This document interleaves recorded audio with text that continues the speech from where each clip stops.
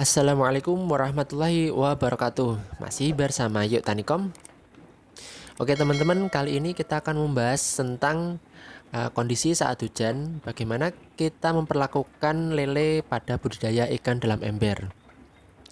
Nah, kenapa kita perlu memperhatikan hal ini? Karena untuk kondisi air hujan itu menyebabkan air pada ember itu menjadi asam. Di sini kita akan membahas kondisi saat sebelum hujan, kemudian saat hujan, dan setelah hujan. Kenapa ini kita perlu perhatikan? Karena jika kondisi ini tidak kita lakukan atau kita siasati dengan baik, itu ikan pada budidaya ikan dalam ember ini itu bisa stres atau mati, sehingga kita perlu melakukan beberapa tindakan agar ikan-ikan pada budidaya ikan dalam ember ini tidak stres dan tidak mati. Oke, kita akan bahas dari sebelum hujan. Jadi sebelum hujan itu teman-teman sebisa mungkin jangan memberi ikan itu makan, karena dikhawatirkan saat sebelum hujan kita kasih makan, kemudian saat hujan itu terjadi ikan bisa stres ya. Nah, kalau ikan stres itu makanan yang dia sudah makan itu akan keluar atau dimuntahkan. Jadi percuma, terus kemudian makanan bisa malah menjadi busuk, kemudian tidak terfermentasi, malah menjadikan kolam bau dan amonia bertambah, ikan jadi bisa mati. Itu sebelum hujan. Air hujan itu memiliki tingkat keasaman sekitar 5-6 ya. Jadi dia masuk kategori keasam. Nah, untuk mengukur keasaman ini kita bisa menggunakan kertas lakmus. Nah, nanti panduan gambar kertas lakmusnya itu seperti ini ya. Jadi kita bisa tahu angkanya antara 0 sampai 14. Kemudian cara ngukurnya juga sudah saya bikinkan videonya di video sebelumnya, yaitu tentang pH air pada budidaya ikan dalam ember. Itu sangat membantu untuk bagaimana kita mengkondisikan air dan ikan agar tetap sehat. Hujan pada kondisi pagi atau siang atau sore atau malam itu memiliki tingkat keasaman yang berbeda-beda.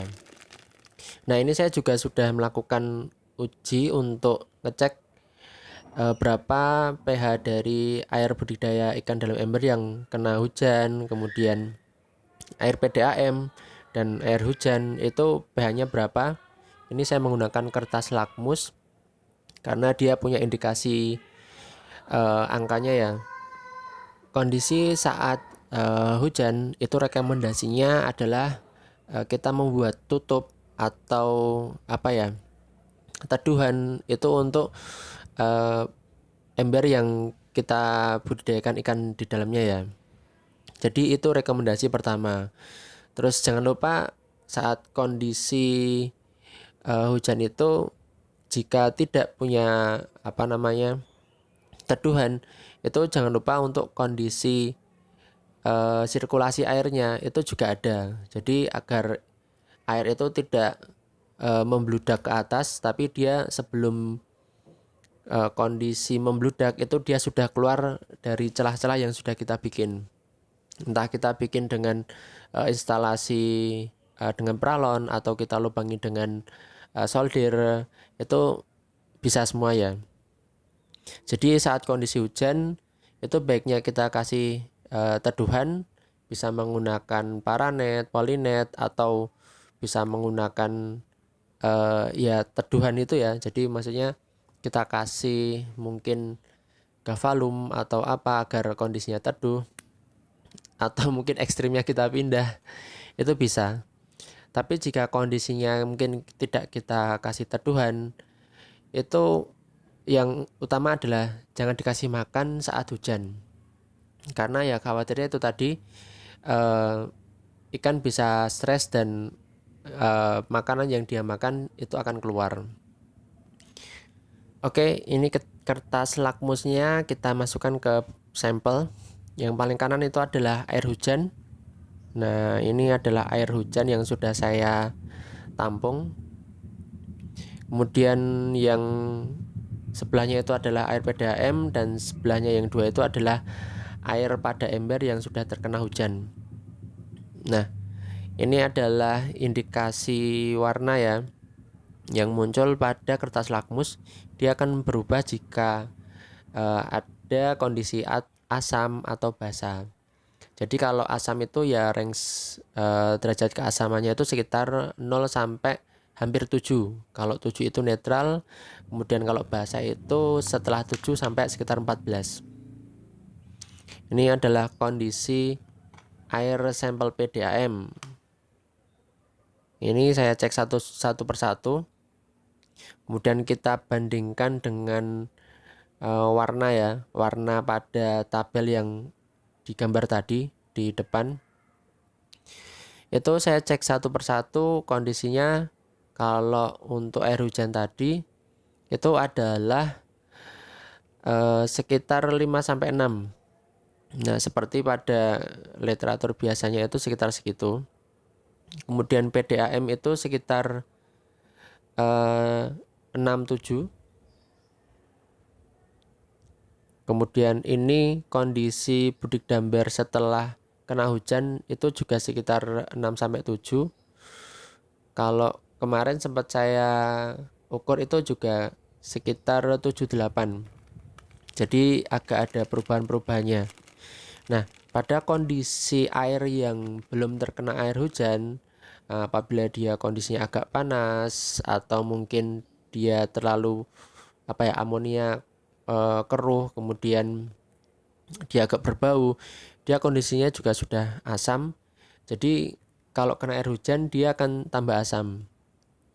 Jadi untuk kondisi setelah hujan ya, itu yang pertama itu bisa kita kuras jika terlalu asam, atau bisa juga kita kasih beberapa larutan. Itu nanti akan kita infokan juga caranya. Kemudian setelah hujan itu juga baiknya jangan langsung dikasih makan ya. Nah, ini adalah range untuk air pada ember, yaitu sekitar 7-8 ya, kurang lebih. Oke, untuk kondisi air pada budidaya dalam ember jika dia terlalu asam, kita bisa menggunakan garam rosok atau garam non beriodium. Nah, cara penggunaannya ini juga kita gunakan sekitar 0,1% dari jumlah air. Jadi semisal airnya itu 100 liter, itu garam rosoknya ya kurang lebih sekitar 100 ml. Kurang lebihnya seperti itu.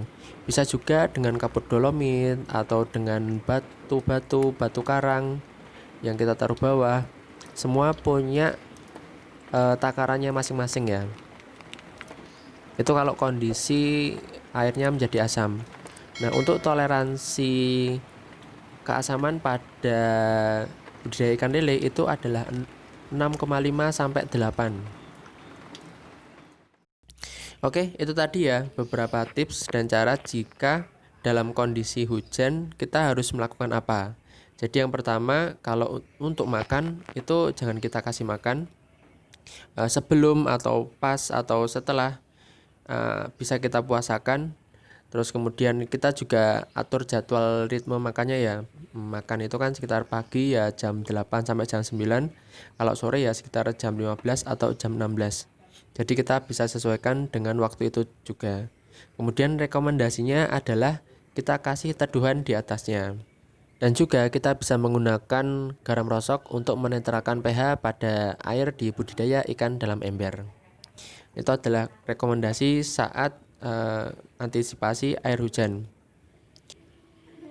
Semoga video ini bermanfaat. Terima kasih.